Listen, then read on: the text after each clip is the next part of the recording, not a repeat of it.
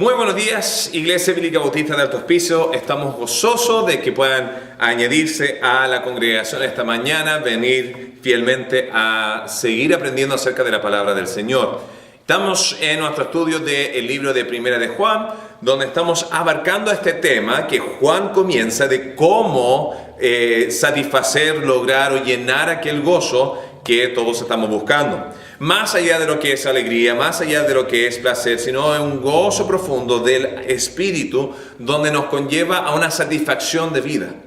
Ya las cosas de este mundo vienen y se van, y muchas veces nosotros pensamos que llenándonos de lo material, llenándonos de placeres, llenándonos de diversión, nos va a llenar o satisfacer realmente ese vacío interno. Pero la Biblia nos enseña lo contrario, sino es solamente la presencia de Dios en nuestra vida que va a conllevar a que nosotros podamos ser verdaderamente victoriosos en este tema del vacío.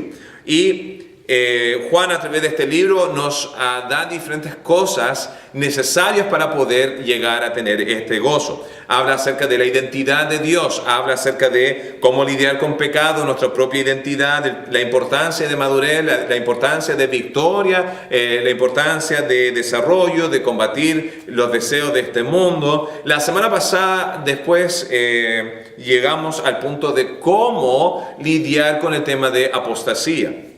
Y la importancia que esto tiene en nuestra vida, porque una mala doctrina, una mala iglesia, una mala enseñanza va a conllevar a que nos desviemos de aquel gozo, y vimos las cosas que Juan nos está instruyendo de qué tener cuidado. Y hablaba acerca de la importancia de cómo ver lo que es la iglesia, cómo ver la identidad de Cristo y su obra de la salvación en la cruz del Calvario, y finalmente lo que es la interpretación de la Escritura. Pero luego conlleva o avanza a lo que va a ser cómo analizar, ver y entender si una persona es verdaderamente hijo de Dios. Entender la dinámica de comprender o saber si alguien es verdaderamente cristiano, verdaderamente salvo, verdaderamente, de nuevo, una persona regenerada con el Espíritu Santo. Y todas estas cosas conllevan al siguiente punto. ¿Por qué es tan importante ello? Porque nuestras amistades, ya lateralmente en nuestra vida, van a ser aquellos que nos van a estar sosteniendo, nos van a estar motivando, nos van a estar aconsejando. Y amistades, en una palabra, es la palabra influencia. Ellos van a influenciar si es que yo me acerco a Dios o yo me voy a estar distanciando de Él. Y por eso es sumamente importante, y el día de hoy vamos a ver 4 evidencias de cómo reconocer si una persona es verdaderamente un hijo de Dios o no.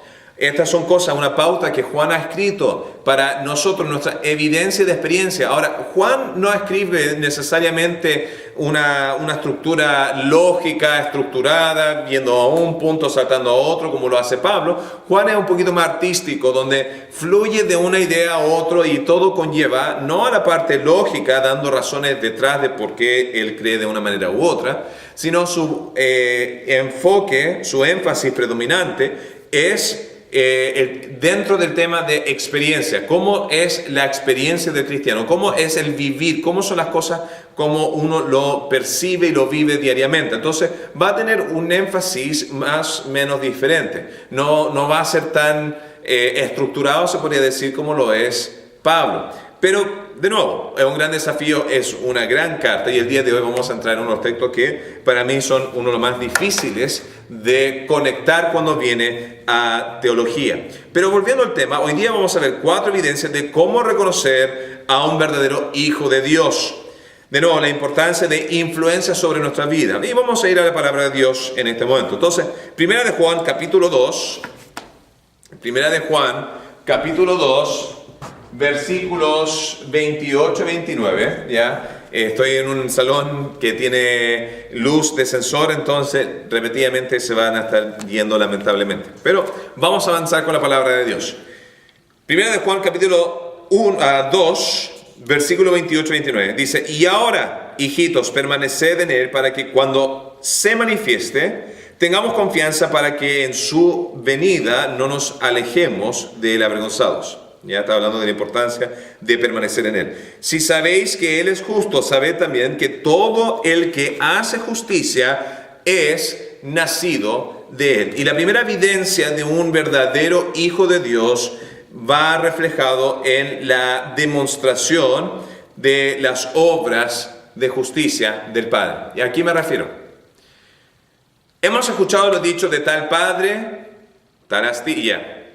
Hemos escuchado tal palo, tal astilla, disculpa. Hemos escuchado lo dicho, el fruto no cae lejos del árbol. Y cosas similares que hablan acerca de cómo es el Padre, así es el Hijo. El Padre, Jehová, es una entidad, una persona que realmente demuestra diariamente su justicia, su bondad, sus buenas obras. Y si nosotros vamos a reflejar ser un hijo de Dios, las obras del Padre tienen que ser reflejadas en nosotros. Ahora, me acuerdo un episodio, tenía un muy buen amigo y tenía una amiga que estaba conmigo un día. Y conocí a mi amigo. Después yo le presenté a aquella persona al hermano del amigo y después ahí en el mismo momento dice, pero ustedes dos no se parecen para nada. Y le traté de decir a mi amiga a través de codazo, hablemos después. La realidad era que eran hermanos de la misma madre pero de diferentes padres. Entonces obviamente no iban a tener un 100% una similitud por el tema del ADN. Pero sea en el ámbito fisiológico, cuando un bebé recién nace, muchas veces una mujer viene y dice, tiene los ojos de su padre, tiene las orejas de su tío, tiene la nariz de su madre, y empieza a hacer todo un mapa a quien se parece. ¿Por qué? Porque ha procedido de una persona y ha nacido dentro de este mundo nuevo. Entonces, sea la oreja, la boca, los ojos, la parte fisiológica, la parte corporal. Cuando uno ve a una persona y tiene un hijo, uno tiene una idea de que ya el hijo va a tener esta estatura, va a tener estos rasgos, estas personalidades, y etcétera. De la misma manera con el tema de comportamiento, si el padre es tacaño, muchas veces el hijo sale tacaño, ya si uno es carretero, si es tirado al humor, si es introvertido, extrovertido, muchas de esas cosas se comunican del padre, se han puesto sobre el hijo. A mí me ha pasado visitando varias iglesias donde mi padre una vez predicó o están en conexión con Pastor David Reinhardt y dicen, tú te suenas igual que tu padre, o tienes los mismos modismos, o te expresas, o tienes la misma voz, o cierro los ojos y me puedo imaginar que está tu padre acá. ¿Por qué? Porque hay una similitud. Yo he salido de él a través de mi madre, obviamente. Ahora, en casos bíblicos, ¿cómo vemos esto? En el caso de Salomón. Salomón era un hombre que era bien mujeriego. ¿Por qué? Porque David tuvo múltiples mujeres. En el caso de los hermanos de José, el engaño y la mentira que hicieron a su padre, de la muerte de José, y fueron a mentirle a su padre. Bueno, vemos que Jacob también era una persona que era engañadora, que era mentiroso y que también abusó de relaciones. Entonces, vemos que la secuencia de las cosas que nosotros hacemos se ven transferidas a la próxima generación. Y de la misma manera con Dios. Dios es un Dios justo, Dios es un Dios misericordioso, Dios es un Dios bondadoso. Y dentro de todas esas cosas, cuando nosotros lo vemos, entendemos que nosotros debemos reflejar aquella naturaleza de Dios en nosotros. Si es que hemos procedido, si es que aquello que es de Dios ha nacido dentro de nosotros, el Espíritu Santo, entonces se va a empezar a reflejar externamente. Ahora, la evidencia de un cristiano siendo un hijo de Dios se va a ver expresado si es que empieza a reflejar a Dios o no, mientras más tiempo pasa en la Biblia o no. Ahora, si una pareja asiática va caminando por la calle, tiene un bebé negro, ¿qué es lo que una persona pensaría? Ese niño tal vez es adoptado, lo están cuidando, es de algún pariente, ¿ya? Si uno ve a un bebé que parece de la India y los padres son de Rusia, uno dice, no, debe ser adoptado o algo. ¿Por qué? Porque no hay una similitud. De la misma manera, cuando nosotros hablamos con personas que dicen, yo soy creyente, yo soy hijo de Dios, yo en ese ámbito de mi relación con Dios, pero su estilo de vida no lo refleja, entonces ahí empezamos a tener cuidado. ¿Por qué? El tema de influencia.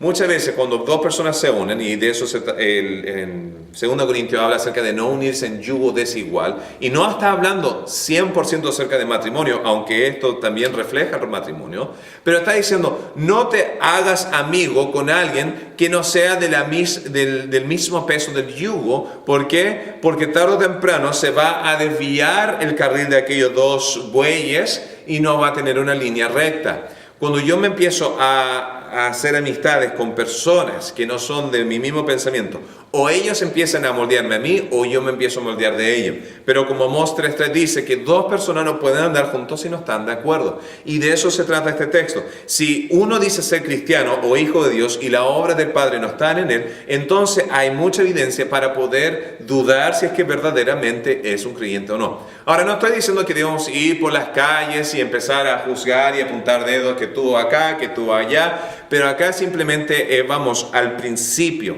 a la parte filosófica dentro de uno. ¿Estoy yo expresando la manera en que Dios piensa, de la manera en que Dios vive, de la manera en que Dios obra en este mundo o no? Porque si soy hijo de Dios, debería yo representar a Dios. Número 2, capítulo 3, versículos 1 y 2. Ya vamos a estar avanzando de manera expositiva. Dice, mirad cuál amor nos ha dado el Padre para que seamos llamados hijos de Dios. Por esto el mundo no nos conoce.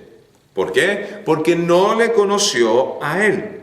Amados, ahora somos hijos de Dios y aún no se ha manifestado lo que hemos de ser, pero sabemos que cuando Él se manifieste, seremos semejantes a Él, porque le veremos tal como Él es. ¿Y a qué refiere esto? El segundo punto de saber si es que alguien es hijo de Dios o no, la evidencia, ya no es que estamos apuntando, pero para nuestro entendimiento, viendo si es que vamos a ser influenciados por aquella persona o no, es relacionado con el tema del rechazo de parte del mundo. Acá dice que el mundo no nos conoce. ¿Y a qué refiere a que no nos conoce? No nos dice que simplemente no nos reconoce, como caminando en la calle, quién es él, quién es ese fulano, aquí o allá. No, está hablando de un tema de conocer. La palabra ginosco, que habíamos hablado varias semanas atrás, habla de una parte relacional. Como la intimidad dentro de un matrimonio, o la relación entre cosas cercanas, o el conocimiento íntimo entre amigos, ¿ya? El mundo no nos conoce a nosotros, no tenemos esa relación entre ellos y nosotros. Ahora, Juan quiere que los lectores entiendan que el aplauso del mundo es algo de temer, no algo de ser deseado. El ser odiado por el mundo puede ser desagradable, pero nos asegura del amor de Dios, lo cual es mucho más importante que el odio de parte del mundo. Y acá quiero realmente expresarme de la siguiente manera. Mucha gente vive su cristianismo tan cuidadoso de no ofender al mundo, que está dispuesto a amoldarse, ¿ya? Y no estoy diciendo que tenemos que ser arrogantes o prejuiciosos o soberbios en nuestro caminar con el mundo como eran los fariseos. Pero lo que estoy diciendo es, hay mucha gente que va al otro extremo de no tratar de desaparecer la imagen del cristiano, decir somos de la misma índole, somos igual que el mundo, pero ahí hay un gran peligro, porque si tratamos de buscar una relación con el mundo, debemos entender que el mundo no tiene una relación con Dios. Entonces tenemos que elegir entre estos dos bandos, o voy a ser de Dios o voy a ser del mundo, pero no se puede hacer las dos. Aquellos ministerios que han bajado al punto de querer decir ya nosotros somos igual del mundo, ya en una parte filosófica lo que están haciendo es están dándole la espalda a Dios y están separándose de Dios, y a la larga yo he visto muchos ministerios que terminan cerrándose, que el pastor cayó en inmoralidad, o que realmente no funcionó, o que la iglesia era muy carnal, que lentamente se muere. Dios nunca se movió, sino aquel ministerio, su filosofía se alejó de él. Entonces nosotros debemos entender que va a ser parte de la experiencia el ser rechazado del mundo, porque nosotros no compartimos los mismos pensamientos del mundo. O sea, el pensamiento secular, el elemento científico de la evolución, sea comportamiento, sea una mente abierta, sea el movimiento homosexual, sea un movimiento transgénero, la equidad dentro de todas esas cosas. Nosotros no compartimos, simplemente no vamos a compartir, y tenemos que tomar una decisión. Voy a tratar de agradecer al mundo, o a agradar al mundo, o agradar a Dios. Y ahí es donde entramos en este texto. Para reconocer a un buen creyente, observa lo siguiente: no significa ser odiado por el mundo, ¿ya? O que yo estoy yendo a odiar a todos, pero significa que el nivel de importancia que el individuo tiene de agradarlos es uno presente o no. Tarde o temprano vendrá el rechazo. El día de ayer los cristianos eran odiados por su postura contra los vicios. El día de hoy el movimiento cristiano es odiado por su postura acerca del aborto, la homosexualidad y cosas de esa índole. Pero la relación es que va a haber un choque, va a haber un quiebre. Ahora, pongo la situación ahora. Digamos que tú te juntas con tus amigos. Ya, tus amigos no son creyentes, son del mundo, acabas de aceptar a Cristo o te juntas con amigos de la enseñanza media. Y eso puede pasar y no estoy en contra de ello. Pero digamos que nos sentamos a la mesa y ahí sacan la cerveza, los piscos y empiezan a tomar y empieza a elevarse los ánimos, empiezan a hablar acerca de mujeres, el grupo de hombres o las mujeres empiezan a hablar acerca de hombres y sale el tema del doble sentido y sale el tema de la experiencia, de infidelidades e incluso también ahí mismo están pasando cosas donde te están coqueteando, están haciendo ojitos y estás en ese ambiente. Y la pregunta es, ¿cómo te sientes ahí? Porque como creyente tú sabes que las cosas que están hablando no es correcto. Ahora Jesús se juntaba con publicanos, con ladrones, con prostitutas, pero lo hacía con la idea y con la intención de ganarlos e influenciarlos en su necesidad. Pero si yo me junto con mis amigos y yo no hablo acerca de la fe y no hablo acerca de la satisfacción que tengo en mi vida y estoy compartiendo, me estoy riendo de los chistes, estoy tomando con ellos, estoy hablando de la experiencia de infidelidad y todas esas cosas y a mí no me choca como persona, ahí ya empezamos a tener un problema.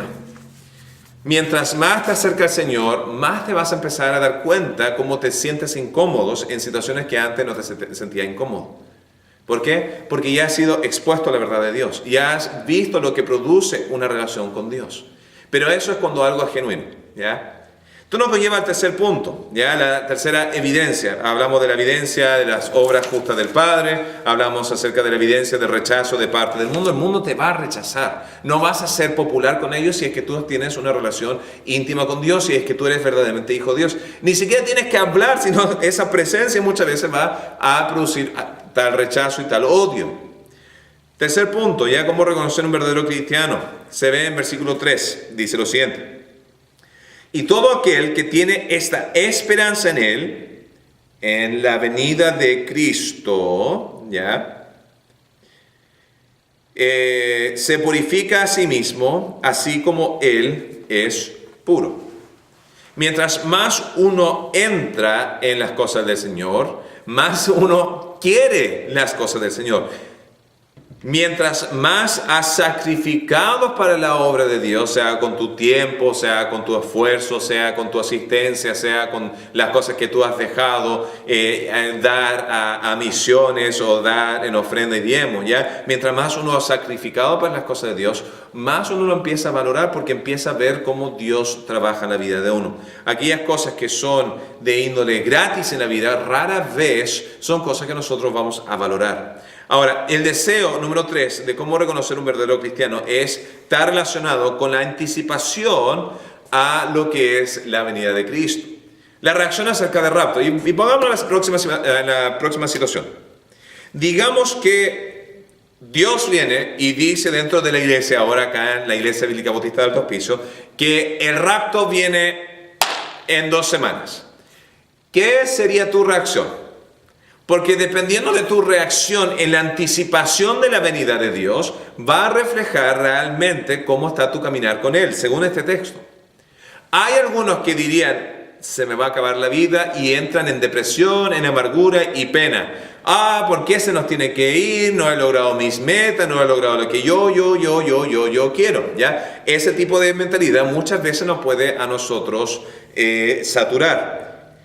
Pero hay otro que dice, el Señor viene en 2 semanas, aleluya, qué rico, qué bueno, finalmente estoy gozoso, y su atención está en eso. Un verdadero hijo de Dios, una persona que se ha profundizado en el Señor, va a ser alguien que más y más va a estar poniendo en mente a Dios. Va a empezar a poner sus prioridades como corresponde. Hablando de prioridades, ¿ya? ¿Cuáles son nuestras prioridades? ¿Cómo deberíamos nosotros poner una escala de más importante, menos importante, etcétera?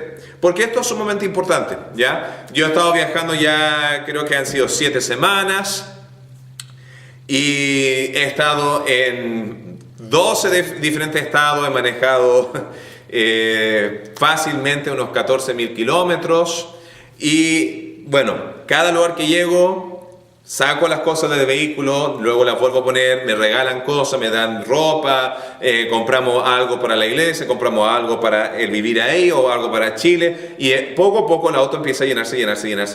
Ahora estamos a un punto donde estamos colapsados en el auto, no cabría nada más en el auto. Pero yo ya he subido y bajado las cosas suficientemente que yo ya sé cuál cosa va en cada lugar. Entonces siempre empiezo con las cosas más grandes. Ya las maletas grandes, después hay un bolso grande, después tengo la impresora, después tengo una cama portátil y un sinfín de cosas que van en la parte posterior del auto. Si yo lo pongo en un mal orden, al entrarlo, no todo va a entrar. Es lo mismo si tuviera una cubeta y quisiera llenarlo y tengo piedras, tengo ripio y tengo arena. ¿Cuál pondrías primero? ¿Pondrías la arena y después el ripio y después las piedras? No cabrían las piedras. ¿Qué se ponen primero? Las cosas grandes, las piedras, la roca. Después se pone el ripio y después se pone ahí, se llena con arena y después se puede llenar con agua. El orden en que ponemos las cosas va a conllevar a que lleguemos a nuestro potencial total. Entonces, ¿cuál debería ser nuestra jerarquía de cosas que ponemos primero? La Escritura lo pone de la siguiente manera. Buscad primeramente el reino de Dios y su justicia y todo lo demás vendrá por añadidura. ¿Qué significa eso? Dios número uno. Nada más. Dios número uno. Ni la familia, ni el trabajo, ni la iglesia. Ya la iglesia y Dios no son lo mismo. ¿Ya? Entonces, remueve todo eso, ponemos primeramente a Dios. Dios es número uno. ¿Qué debería venir segundo? Número segundo empieza la familia y eso empieza con número uno la esposa, o número dos la esposa, número tres los hijos. Y esa empieza a ser la secuencia. Tú vives para aquellas cosas. Número cuatro, ¿qué debería venir después? Y aquí se pone controversial. Algunos dirían el trabajo. Yo diría que la iglesia. ¿Por qué? Trabajo lo necesitas sí, para trabajar, para ganar dinero, para proveer, para todas las diferentes cosas. Pero si tú vives para el trabajo, el día que tú te mueres, no te lleva nada de tu trabajo para el cielo, no te lleva nada del dinero para el cielo, simplemente dejas todo eso en un capítulo para atrás. Pero lo que tú estás haciendo en la iglesia, o en el reino de Dios, o en el ministerio de Dios, ya, la iglesia de nuevo no me pertenece a mí, no pertenece a ningún pastor, ningún diácono, sino es la obra, el ministerio de Dios en la tierra que pertenece a Cristo, ¿ya? Todo lo que tú haces en la iglesia, sea enseñando, sea evangelizando, testificando, cantando, adorando, discipulando, no disciplinando, sino discipulando, y todas estas diferentes cosas, esas van a ser las cosas que tú vas a llevar en toda la eternidad. Y por eso ya nosotros trabajamos para poder vivir y no vivimos para trabajar. Pero poniendo ese orden correspondiente, va a conllevar a tener lo que es el plano de balance correcto en tu vida y vas a tener la mayor satisfacción en el diario vivir. Ahora, hay un texto, ya voy a saltar a un texto, lo leí la semana pasada, me encantó, está en Deuteronomio. Deuteronomio, capítulo 4, incluso pude haber terminado este estudio con este versículo que es tan impactante, pero lo voy a leer, dice así. Deuteronomio 4:9 dice, por tanto, guárdate y guarda tu alma con diligencia para que no te olvides de las cosas que tus ojos han visto, ni se aparten de tu corazón todos los días de tu vida. Antes bien, las enseñarás a tus hijos y a los hijos de tus hijos. ¿Y qué está diciendo acá? Está hablando de guardar tu corazón. No te entregues a cualquier viento de doctrinas que hay afuera, no te entregues a cualquier filosofía que está afuera, no te entregues a cualquier materialismo que está afuera, sino guárdate a Jehová, no te olvides las cosas que has visto en tu vida, en la Biblia y en el ministerio, y recuérdalos y enséñalos, porque esas son las cosas que te van a fortalecer para terminar la obra que Dios tiene para tu vida. Esto nos conlleva a el cuarto punto, ¿ya? De cómo determinar si alguien es un hijo de Dios, ya la evidencia externa, ya solamente Dios puede ver el corazón, pero hay cosas que nosotros podemos ver y hacer la balanza, ver, es una persona que a mí me va a influenciar positivamente o negativamente. Entonces hasta ahora tenemos las obras justas del Padre reflejan que uno es hijo de Dios, el rechazo de parte del mundo también refleja que uno es parte de Dios. Y esta tercera parte era el deseo anticipado de Cristo, la prioridad del reino de Dios también lo demuestra. Finalmente, el cuarto punto, y acá es donde vamos a entrar en lo más difícil del texto. Y acá es la mirada acerca del pecado. Cómo nosotros vemos pecado realmente demuestra si soy hijo o no de Dios, ¿ya? Bueno, no estoy cerrándolo en un argumento lógico, sino en la experiencia. Recuerda, Juan está escribiendo de una manera más de vivencia y de experiencia, de cómo vivirlo, tener los cuidados de quién hace influencia sobre tu vida o no. Pero acá entramos, ¿ya? Capítulo 3, versículo 4 9 dice: todo aquel que comete pecado infringe también la ley, pues el pecado es infracción de la ley. Y sabéis que Él apareció para quitar nuestros pecados y no hay pecado en Él. Versículo 6. Todo aquel que permanece en Él no peca. Todo aquel que peca no le ha visto ni le ha conocido. Hijitos, nadie os engañe. El que hace justicia es justo como Él es justo. El que practica el pecado es del diablo, porque el diablo peca desde el principio. Para esto apareció el Hijo de Dios, para deshacer las obras del diablo. Todo aquel que es nacido de Dios no practica el pecado, porque la simiente de Dios permanece en él, y no puede pecar porque es nacido de Dios.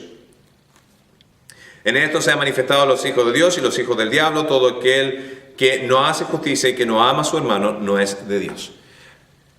¡Wow! Fuerte. ¿Por qué digo este texto sumamente difícil? Porque si uno lo lee tal como está, simplemente con su preconcepción de algunas frases claves, puede llegar a la conclusión que la salvación es por obras. ¿Por qué? Porque está diciendo que el que es salvo no va a pecar. El que es salvo no va a practicar pecado, porque todo lo que es nacido de Dios no peca. Entonces, ¿qué es lo que podemos sacar como conclusión preliminar? Ya esto es lo preliminar. Uno podría decir ya, versículo 6, los salvos no pueden pecar. Versículo 8, el que practica pecado es del diablo. Opción 1 está hablando o de pecado habitual, algo constante que no ha cambiado, o habla acerca de un estado de perfección sin mancha, que uno puede llegar a dejar de pecar por completo. Y versículo 9, el creyente no puede pecar. Entonces, esas son ideas preliminares que chocan con las enseñanzas de Pablo. Porque Pablo habla acerca de que la salvación es por gracia, que no es por obras, que no es algo que es por mérito, que no se puede perder. Jesús habló acerca de que la salvación no se puede perder. El contrato original acerca de la salvación no había mérito alguno porque Cristo hizo todo. Entonces acá hay un choque. Entonces vamos a desarrollarlo. El error es lo siguiente. Acá hay una contradicción. Si es que dice lo que dice acá, hay una contradicción con capítulo 1, versículo 8 al 10 y capítulo 2, versículo 1, donde dice: el que dice que no tiene pecado, miente. Y el que dice que no ha pecado, miente. Dice: el que ha pecado tiene abogado ante el Padre. Cristo mismo es nuestro Paracletos, nuestro abogado, nuestro defensor, el que nos va a estar defendiendo. Entonces acá hay un choque donde dice: va a haber existencia y posibilidad de pecado. No dice que vas a pecar, pero va a haber la posibilidad de pecado siendo creyente. Y acá dice que un creyente no puede pecar. Entonces acá hay un punto sumamente fuerte que hay que desarrollar. Pero el punto principal es lo siguiente.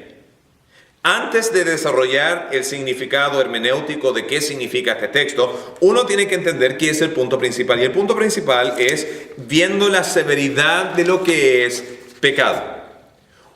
Un verdadero hijo de Dios va a tener un choque dentro de sí con el tema de pecar.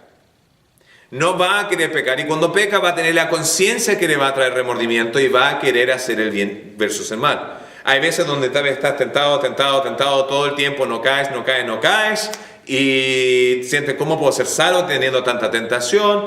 Pero yo te aseguro, si tú al día de mañana te lanzas completamente al pecado de vuelta, a un estado antes de ser salvo, vas a tener un choque dentro de ti, tarde o temprano, en la condición en que estás. ¿Por qué? Porque el Espíritu de Dios está dentro de ti. El pecar es equivalente, ya acá está hablando de la severidad del pecado, el pecado es equivalente a ser un transgresor o un enemigo desafiante contra Dios. Entonces ahí está esa primera parte en versículo 4, todo que comete pecado infringe, esa palabra infringir también la ley, está hablando que yo me he rebelado conscientemente en contra de Dios. He ido en su choque, ¿ya? Eso es lo que pasa cada vez que pecamos, y muchas veces podemos pensar: no, a Dios no le importa, es una mentira blanca, es un pecado insignificante, tenemos la gracia. Pero no, pecado es malo, debemos evitarlo, conquistarlo y superarlo a través de la presencia de Cristo. Yo he conocido gente en el ministerio, ya había un líder de jóvenes en la iglesia, no voy a mencionar su nombre, pero él trataba de ser popular, trataba de ser cool o bacán, ¿ya? Y en su naturaleza rebelde se mofaba de pecado, se mofaba de aquellos quienes querían hacer lo que era correcto, de aquellos que tenían convicciones, y atacaba siempre a otras personas que eran más santas que él. ¿Por qué? Porque le reventaba, le molestaba que ellos tenían una convicción y que él no, y en su rebeldía nunca le dio al pecado el peso que merecía. Ahora su ministerio, en el tiempo que yo lo conocí, nunca floreció, nunca surgió, nunca fue bendecido de Dios. ¿Y por qué fue? Porque nunca le dio el peso correspondiente a lo que hace pecado. Pecado es una pequeña elemento de levadura que empieza a corromper todo lo que somos, todas nuestras relaciones y todo nuestro ministerio y el impacto de ello. Esto nos lleva a lo siguiente. Jesús tuvo que venir. Esto es tan importante de entender el peso del pecado, que Cristo mismo tuvo que venir. Ya versículo 5 dice, y sabéis que Él apareció, Él tuvo que humillarse, Él vino desde la gloria del Padre, tomar cuerpo de hombre, para quitar nuestro pecado y no el pecado en Él. Y está hablando acerca de el precio que tuvo que pagar para deshacerse de pecado. Entonces, un hijo de Dios va a querer chocar o pelear o resistir pecado. ¿Ya? Van a haber momentos donde vamos a caer, pero por lo general vamos a querer, mientras más cercanos estemos de Dios, tratar de surgir. Ahora, la evidencia dice, la manifestación de un hijo de Dios es alguien quien tiene una postura contra pecado. ¿Cómo podemos entender entonces los textos de versículos 6, 8 y 9? ¿Qué significa? Y acá es donde vamos a desarrollar. Entendiendo estas tres frases, va a hacerlo mucho más fácil leer este texto.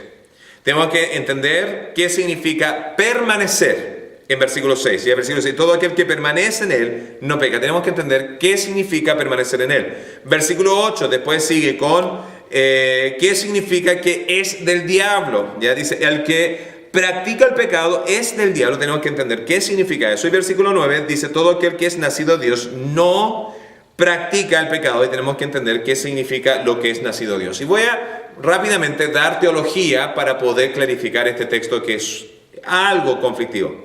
Permanecer en Cristo, ¿ya? Puede tener una doble connotación. Una del elemento posicional de ser salvo. Yo estoy en Cristo, yo soy salvo.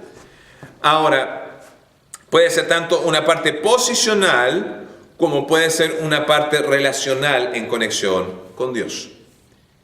Definiendo si es posicional el ser salvo o una relación, si es que estoy caminando con Él, va a hacer toda la diferencia en la manera en que nosotros entendamos este texto. Porque dice, todo aquel que permanece en Él no peca. Ahora, ¿a qué se refiere eso? ¿Se refiere a todo aquel que es salvo no peca o todo aquel que camina con Cristo no peca? Entender eso es la clave.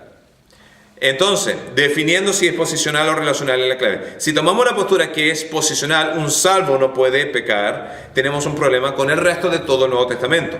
Porque si ese es el caso, entonces no habría la necesidad de Pablo escribir el libro de Gálatas, Efesios, Filipenses, Colosenses, Tesalonicenses, donde dan un gran énfasis de dejar de pecar. Si el cristiano puede dejar de pecar porque la voluntad de Dios, el poder de Dios así lo es, ¿por qué pelearlo? Porque Dios no es posible. Entonces, un verdadero creyente no va a pecar. Esa es la parte posicional. Entonces, ya hay un choque con el resto de la Escritura. Tomando el caso de que es un elemento relacional, Jesús no tiene pecado. Entonces, si tú estás en Él, o sea, estás pasando tiempo en oración, en devoción, en lectura, en enseñanza, tú no puedes pecar en la presencia de Cristo. Es lo mismo que Juan 1 habla acerca de que el Padre es luz, todo aquel que está en la comunión con el Padre no peca. Pero si es que tú te sales de la comunión del Padre, estás en la oscuridad, porque la única manera de pecar es distanciándote de Él en la manera relacional. Y eso es lo que es el énfasis de Juan. Aquí es donde no puedo estar con Él en una relación y activamente pecando. Digamos que yo estoy leyendo mi Biblia, estoy orando, estoy en devoción y estoy en Él. ¿Voy a estar más propenso a mentir? ¿Voy a tener la propensidad a matar si estoy bien con Él? No. ¿Qué empieza a pasar? Me empiezo a distanciar y ahí empieza a llenarse de nuevo nuestra carne, el deseo de la carne, el deseo de los ojos, ya la vanagloria de vida empieza a surgir dentro de nosotros. Es lo mismo que decir que lo que había dicho en capítulo 1 acerca de la presencia de Dios, ¿ya? Entonces, ¿qué significa? El que practica entonces pecado es del diablo. Eso debe significar que uno no es salvo. Ahora, la intención va más allá del que practica o es algo constante en el pecado. La esencia es cuando tú pecas, estás siendo usado por Satanás. A eso se refiere.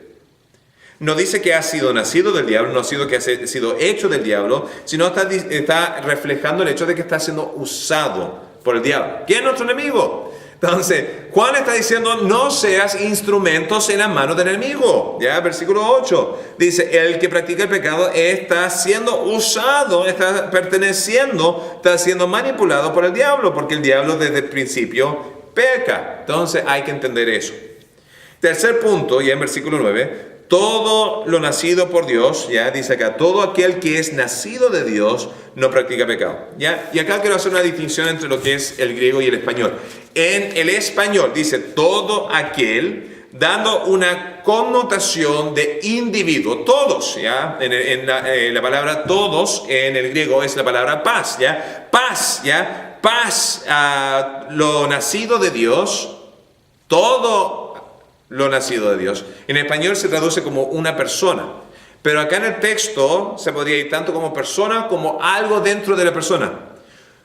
¿A qué me refiero? Todo aquel que es nacido por Dios, todo aquello que es nacido por Dios, se puede ir como tanto persona como en elemento. Y acá yo creo que está hablando más acerca, ya con la congruencia de lo que es el Nuevo Testamento. Está hablando de que la parte del Espíritu Santo dentro de nosotros, que ha nacido, nuestro espíritu que ha nacido, que tiene un conflicto diario con la carne, esa parte del espíritu no peca. La parte que Dios ha renacido dentro de nosotros, el Espíritu de Jehová dentro de nosotros. Eso es lo que no peca. Y ahí está hablando acerca de que Dios ha puesto dentro de nosotros ese elemento. ¿Para qué? Para que podamos ser victoriosos. Porque Dios no quiere que pequemos, y si nosotros tuviéramos que ser sinceros en estos momentos y decir, ¿a quién quiere dejar de pecar? Tomar una pastilla y dejar de pecar, todos lo diríamos, ¿ya? Entonces, ese elemento, pero no es tan fácil, porque está el Espíritu de Dios dentro de nosotros y está la carne, ¿ya? Nuestra antigua naturaleza, nuestra naturaleza adánica, y están constantemente en lucha y pelea. Y lo que yo permito alimentar e influenciar mi vida va a determinar quién va a ser victorioso sobre los dos. Entonces, como resumen de todo esto, Juan nos da ya para autoanálisis, para entender alrededor de nosotros quién va a influenciar nuestra vida o no, los elementos, 4 elementos básicos de qué significa un verdadero hijo de Dios. Un verdadero hijo de Dios es uno que va a reflejar la justicia de Dios. Un verdadero hijo de Dios es una persona que no va a ser reconocido por el mundo, no va a haber una relación con el mundo. Va a ser alguien que tiene ese deseo anticipado de las cosas de Cristo, su venida y su ministerio. Y finalmente va a ser alguien que va a luchar contra el pecado para demostrar su naturaleza de justicia. Y de eso se trata este texto de Primera de Juan. Espero que el Señor le bendiga el resto de este día y esta semana. Que el Señor le bendiga. Adiós.